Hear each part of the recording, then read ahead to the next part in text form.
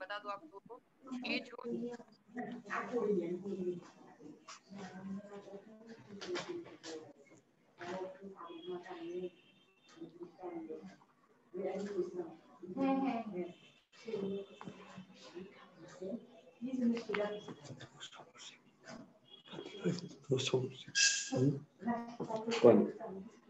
সমস্যা আছে তো তুমি হ্যালো, আসসালামু আলাইকুম।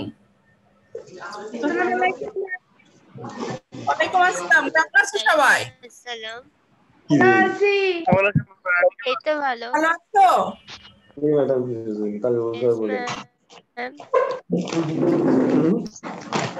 আচ্ছা, সবাই জয়েন করেছো? ভিডিওটা অফ করবে আর মাইকটা অন অফ করবে যখন হলো আমি বলবো ঠিক তখন অন করবে। হ্যাঁ, ম্যাডাম আপনি কই গেছেন? এত সুন্দর জায়গা। তাই তো সুন্দর জায়গা হলো তো ভালো, সবার মন ভালো থাকবে, আমরা রিভিশন পড়াগুলো খুব ভালো করে করতে পারবো, তাই না? সবাই ভালো আছো? ঠিক আছো? সবাই অ্যাসাইনমেন্ট ঠিক মতো জমা দিয়েছো? Yes ma'am. যারা প্রেজেন্ট আছো সবাই জমা দিয়েছো অ্যাসাইনমেন্ট? জি ম্যাম। জমা দিয়েছি। আচ্ছা, কোনো সমস্যা হয়েছে? No ma'am. হাতের লেখা ভালো হয়েছে? Yes ma'am. আচ্ছা, আমরা আজকে রিভিশন ক্লাস করব, তাই তো? সব পড়া আমাদের শেষ নাকি? ম্যাম। সব পড়া শেষ? হ্যাঁ। আসসালামু আলাইকুম ম্যাডাম। ওয়ালাইকুম আসসালাম। দেখা যাক। সঞ্জিদা, স্নেহা, আর কে, রাজিন, সবাই ভালো আছো তো না? আচ্ছা, আমরা রিভিশন ক্লাসটা করি। কোন অধ্যায়টা রিভিশন হবে আজকে? তৃতীয় অধ্যায় থেকে শুরু করি আমরা। আমাদের যেহেতু 6টা ক্লাস হয়ে গেছে, তাই না? 6টা ক্লাস হয়ে গেছে, আমরা তৃতীয় অধ্যায়ে এখানে কোরআন মজিদ শিক্ষা আছে, এখান থেকে আমরা রিভিশন শুরু করি যেহেতু 6টা ক্লাস ওইদিকে হয়ে গেছে। আর হলো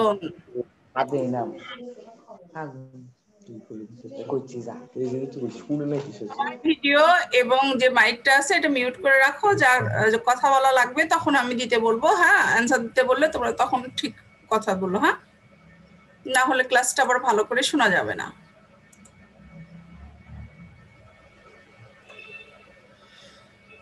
আমরা রিভিশন ক্লাস করি গুরুত্বের সাথে। সবাই যারা হলো ইউটিউবে ক্লাস করেছো তারা তো করেছো, যারা প্রেজেন্ট আছো তারা কয়জন করেছো ইউটিউবে ক্লাস বলতে পারবে? এগুলো দেখেছো?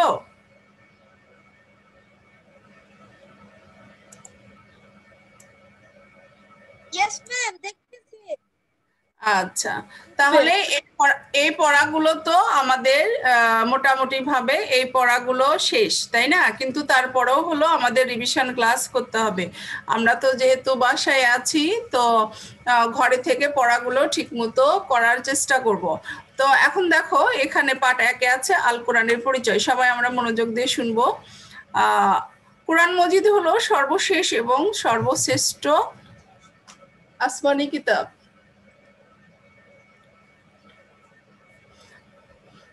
তো হলো দেখো, খেয়াল করি আমরা, এটি মহান আল্লাহ তাআলার বাণী, মানব জাতি হেদায়েতের জন্য আল্লাহ তাআলা সর্বশেষ হযরত মুহাম্মদ সাল্লাল্লাহু আলাইহি সাল্লামের উপর এই কিতাব নাজিল করেন। এটা আমরা সবাই জানি তো?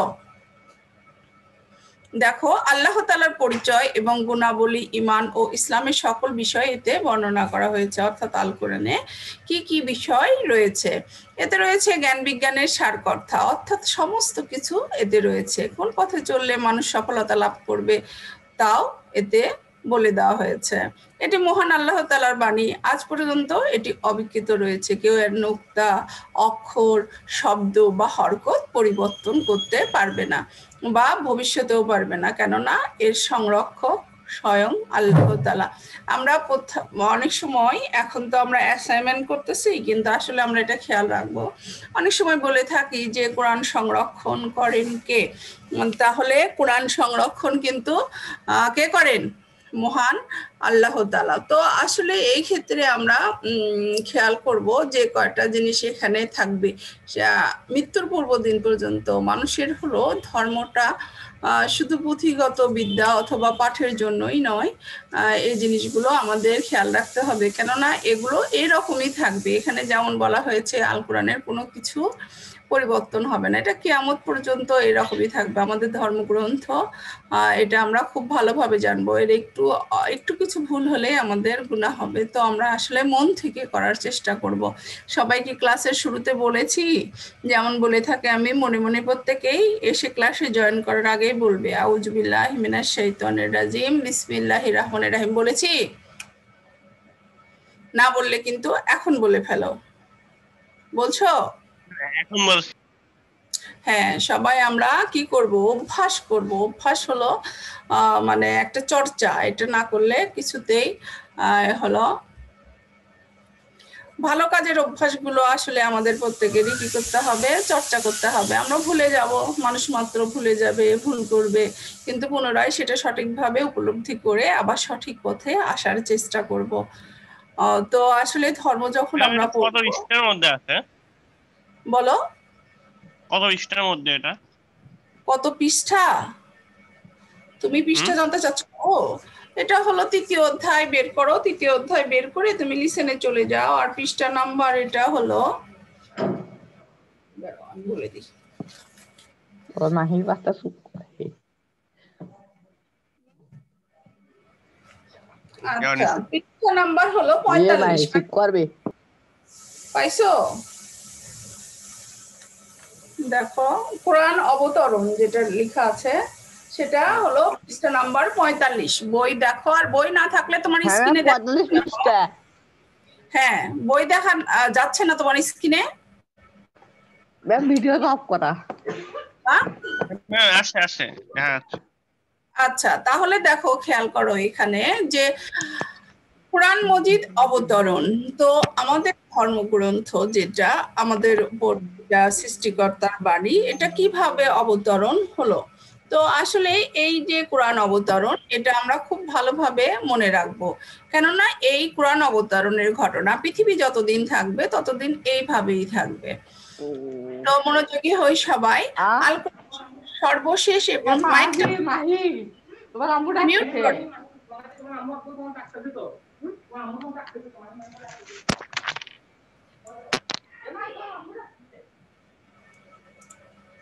মাহি মিউট করো মাইকটা। আব্বু দেখো, আমার না, আমার তো অফ ছিল। আচ্ছা, অরিনের আচ্ছা অরিন, একটু মাইকটা বন্ধ করো, আবার সময় পার হয়ে যাচ্ছে আব্বু। তাহলে দেখো, কথা শোনো। আল কোরআন সর্বশেষ এবং সর্বশ্রেষ্ঠ রাসূল হযরত মুহাম্মদ সাল্লাল্লাহু আলাইহি সাল্লামের উপর নাজিল হয়েছে, একথা আমরা প্রত্যেকেই জানি। তো তারপরে দেখো, এটি লাহ মাহফুজে সংরক্ষিত ফলকে লিপিবদ্ধ রয়েছে। আমাদের প্রিয় নবী হযরত মুহাম্মদ সাল্লাল্লাহু আলাইহি সাল্লাম আরব দেশে মক্কা নগরে জন্মগ্রহণ করে। এটা কি কারো অজানা আছে? না তো। সেখানকার লোকজন ছিল মূর্তি পূজক। তখন যে সময় রাসূল সাল্লাল্লাহু আলাইহি সাল্লাম জন্মগ্রহণ করেন, তখন সবাই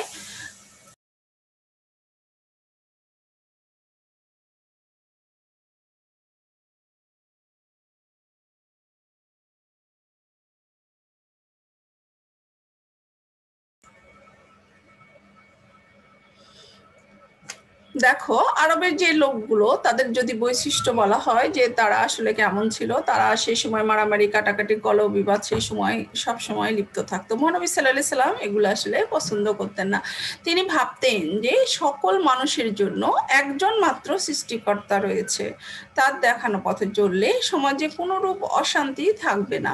এই জন্য তিনি প্রায় সময়, এই যে ছবিটা দেখতে পাচ্ছ, এটা হলো হীরা গুহার ছবি। এই হীরা গুহায় রাসূল সাল্লাল্লাহু আলাইহি সাল্লাম কি করতেন, ধ্যানমগ্ন থাকতেন। যখন রাসূল সাল্লাল্লাহু আলাইহি সাল্লামের 40 বছর বয়স, তখন তিনি নবুয়ত প্রাপ্ত হন। আল্লাহ তাআলা জিবরাইল আলাইহিস সালাম বা ফেরেশতার মাধ্যমে তার নিকট কোরআন মজিদ নাজিল করেন। কার মাধ্যমে নাজিল করলেন? আল্লাহ তাআলা জিবরাইল আলাইহিস সালামের মাধ্যমে এই কোরআন রাসূল সাল্লাল্লাহু আলাইহি সাল্লামের কাছে পাঠালেন। এই সময় আল কোরআনের সূরা আল আলাকের প্রথম 5টি আয়াত নাজিল হয়। পরবর্তীকালে প্রয়োজন অনুসারে আল কোরআনের নানা আয়াত নাজিল হয়। এইভাবে মহানবী সাল্লাল্লাহু আলাইহি সাল্লামের উপর 23 বছর ধরে কোরআন সম্পূর্ণরূপে নাজিল হয়। তো তাহলে দেখো, এই যে আমরা জানলাম আজকে সুন্দর করে, দেখো যে ছবিটা দেওয়া আছে, এটা একটা হীরা গুহার ছবি। গল্পের মতো তোমরা শোনো মনোযোগ সহকারে। এই গুহায় রাসূল সাল্লাল্লাহু আলাইহি সাল্লামের যখন মন ভালো থাকতো না, তখন প্রায় সময়ই তিনি এসে এই গুহায় ধ্যানমগ্ন থাকতেন। অর্থাৎ তিনি মনে করতেন সৃষ্টিকর্তা একজনই, তার ধ্যানে তিনি মগ্ন থাকতেন।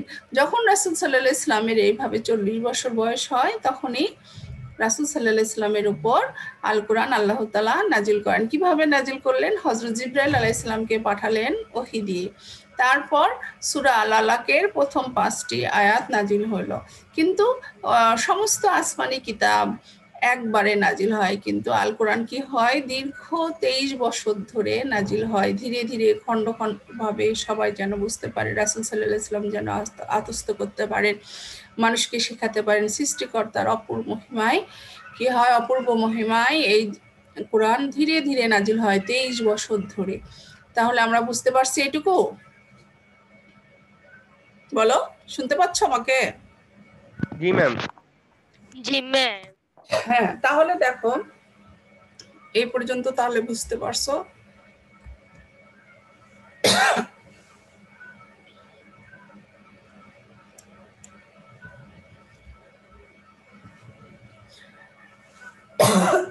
তাহলে দেখো,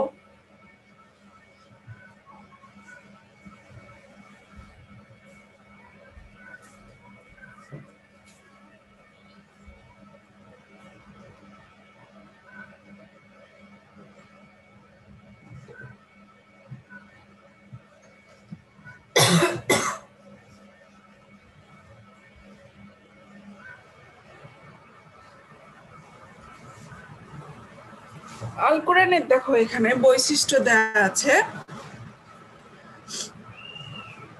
আল কোরআন হলো সর্বশেষ আসমানি কিতাব। এই সম্পর্কে আমরা আসলে সবাই জানি। আল্লাহ তাআলা সর্বমোট 104 খানা আসমানি কিতাব নাজিল করেছেন।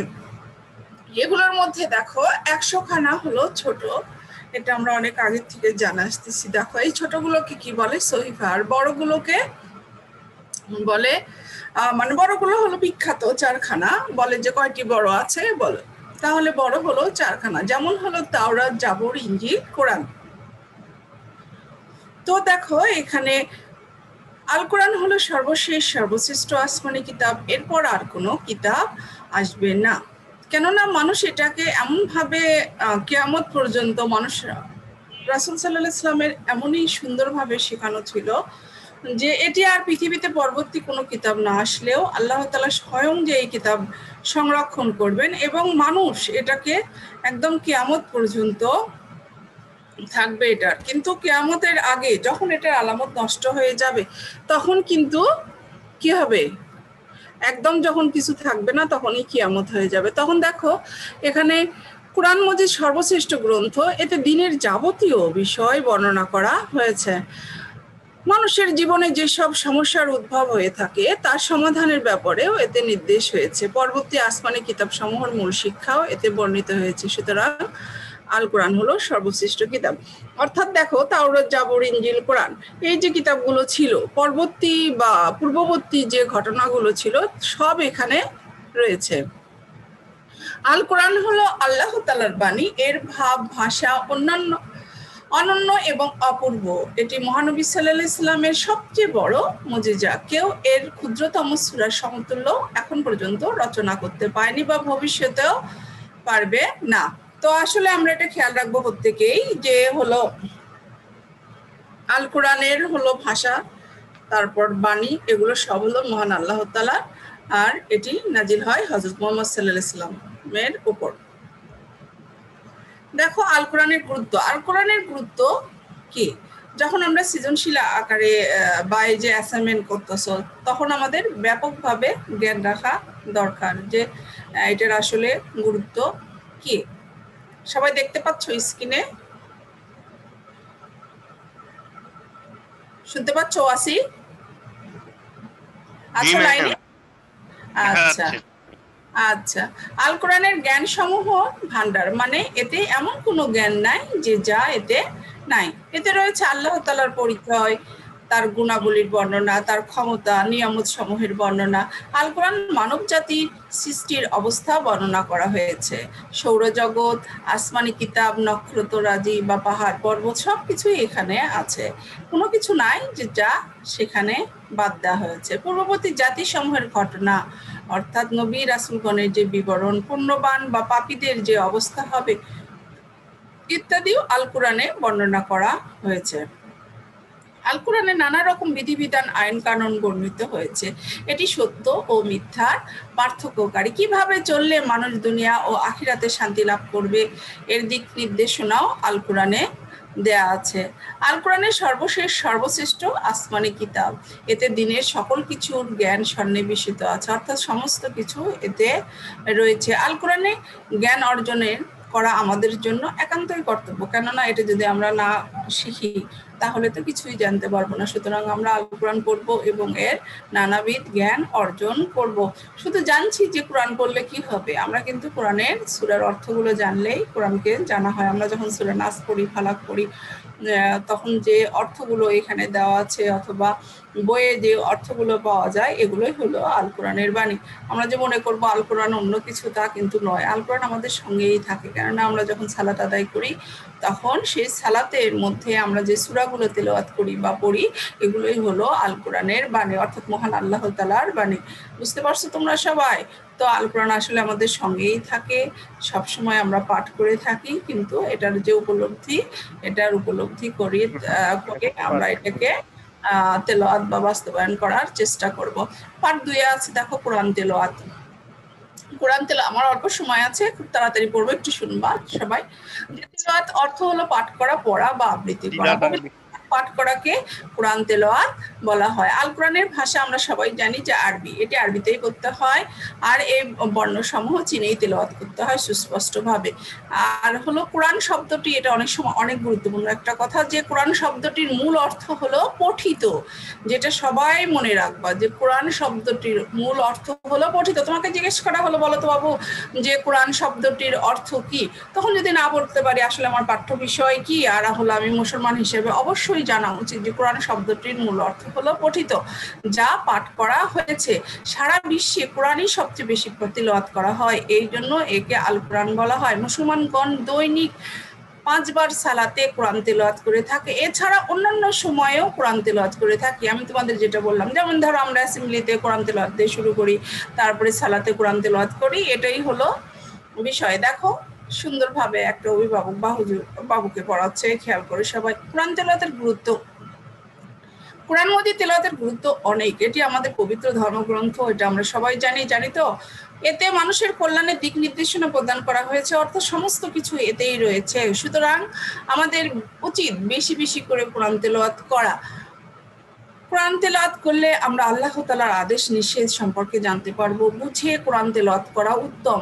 মহানবী সাল্লাল্লাহু আলাইহি ওয়াসাল্লামের সাহাবীগণ প্রতিদিন কোরআন তেলাওয়াত করতেন, কোরআনের শিক্ষা অনুযায়ী আমল করতেন। কোরআন তেলাওয়াত শিক্ষা করা অত্যন্ত জরুরি। সালাতে কোরআন পড়তে হয়, কোরআন তেলাওয়াত ছাড়া সালাত শুদ্ধ হয় না। সুতরাং আমরা কোরআন তেলাওয়াত করব, গুরুত্বের সাথে শিখবো এবং প্রতিদিন তেলাওয়াত করব। আমার রিকোয়েস্ট থাকবে, অর্থাৎ আমি ব্যক্তিগতভাবে তোমাদেরকে বলবো, এখন আমাদের ছুটির সময় আমরা হলো আশেপাশে যে মসজিদগুলো আছে সেখান থেকে হুজুর নিয়ে অথবা সেখানে গিয়ে আমরা কোরআন তেলাওয়াত যারা জানি না বা ভুল জানি তারা একটু সহি শুদ্ধভাবে কোরআন তেলাওয়াত করার চেষ্টা করব, কেননা আমাদের জন্ম হয়েছে, মৃত্যু অবশ্যই হবে, এবং আমরা যাতে আদবের সাথেই আল্লাহ আমাদের মৃত্যু দান করেন এবং আমরা যেন ভালোভাবে বেঁচে থাকতেও পারি। যে করোনার সময় আমরা কঠিন সময় দিয়ে অতিবাহিত হচ্ছে, আল্লাহ যেন দোয়া করতে পারি এবং সেই দোয়া যেন আল্লাহ প্রত্যেকের কবুল করে। তোমরা অনেক ছোট, তাই তোমাদের দোয়া কবুল হবে, আল্লাহ কবুল করবেন আমরা মনে করি। তো তাহলে আমরা কি করব, ভালোভাবে থাকবো প্রত্যেকেই। ধর্ম কিন্তু আসলে শুধু পড়ার জন্য নয়, ধর্ম হলো মানার জন্য। আমরা প্রত্যেকেই মেনে চলার চেষ্টা করব। বুঝতে পারছো সবাই? আব্বু আম্মুর কথা শুনবো, বাসায় আছি জন্য বিরক্ত করব না, তাদের হাতের কাজগুলো এগিয়ে দেবো। প্রত্যেকটা কাজে ইসলাম অনুসারে আমরা করার চেষ্টা করব। কোরআন তেলাওয়াতের ফজিলত দেখো, কোরআন তেলাওয়াতের ফজিলত আসলে অনেক বেশি। কোরআন তেলাওয়াত হলো নফল ইবাদতের মধ্যে সর্বোত্তম ইবাদত। কোরআন তেলাওয়াত করলে কি হয়, আল্লাহ খুশি হন। যে ঘরে কোরআন পড়া হয় সেই ঘরে আল্লাহর রহমত নাজিল হয়। হাদিসে আছে পবিত্র কোরআনের প্রতিটি হরফের পরিবর্তে, যেটা আমরা পূর্বেই বললাম, 10টি নেকি পাওয়া যায়। সুতরাং বোঝা গেল কোরআন তেলাওয়াত করা অত্যন্ত ফজিলতপূর্ণ। আমরা সবাই বেশি বেশি করে কোরআন তেলাওয়াত করব। নাজিরা তেলাওয়াত, কোরআন আসলে দুইভাবে পড়া যায়, একটা হলো দেখে দেখে, আর একটা হলো হিফজ করার মাধ্যমে। নাজিরা তেলাওয়াত কাকে বলে দেখো এখানে খেয়াল করে, যে দেখে দেখে পড়াকেই নাজিরা তেলাওয়াত বলা হয়। কোরআন দেখে পড়া উত্তম ইবাদত। কোরআন মজিদ দেখে দেখে অথবা মুখস্থ যেভাবেই পড়া হোক না কেন, এটা অত্যন্ত পুণ্যর কাজ। কোরআন পাঠ করে মনে প্রশান্তি আসে, অন্তর আত্মা পরিশুদ্ধ হয়।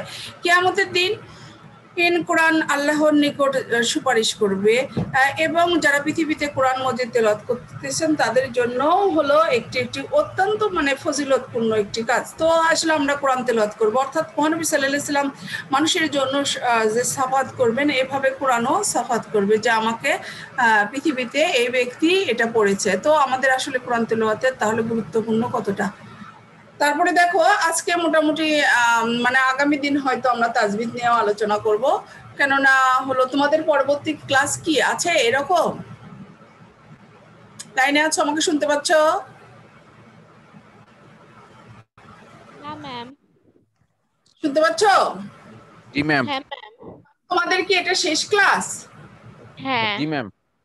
আচ্ছা, তাহলে এই লিসেনটা আমি পড়ে শেষ করি, কেননা হলো তাজবিদ। হ্যাঁ বলো,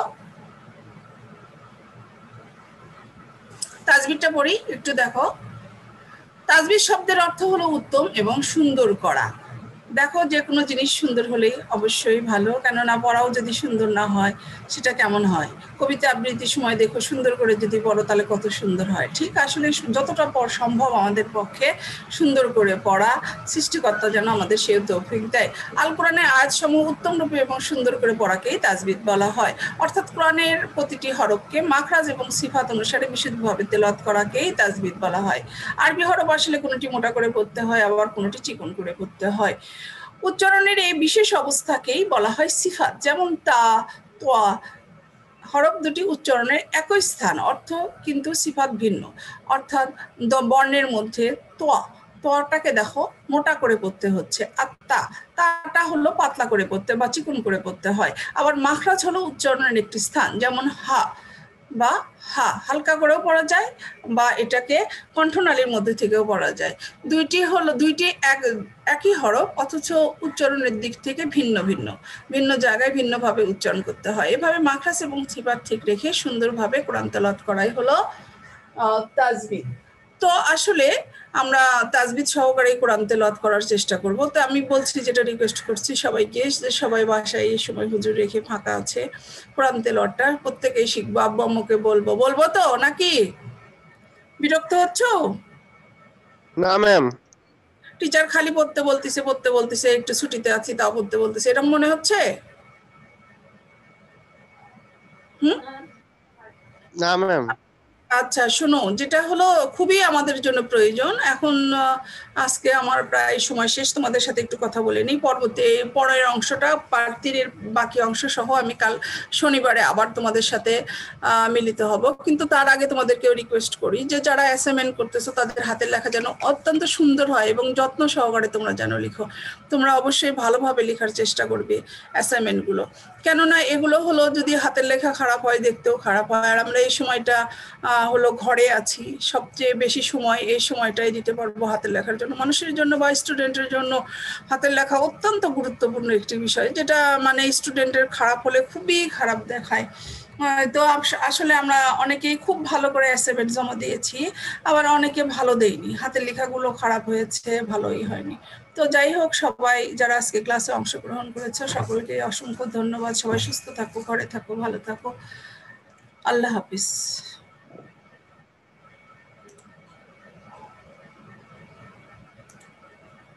ম্যাডাম আল্লাহ, আসসালামু আলাইকুম। ওয়ালাইকুম আসসালাম।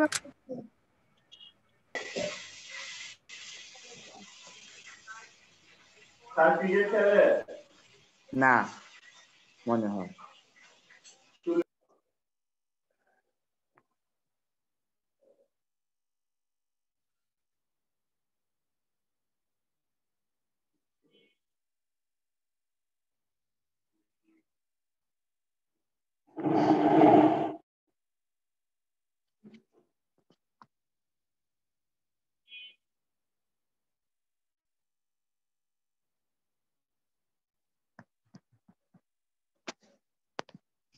বেয়ার হক ক্লাস শেষ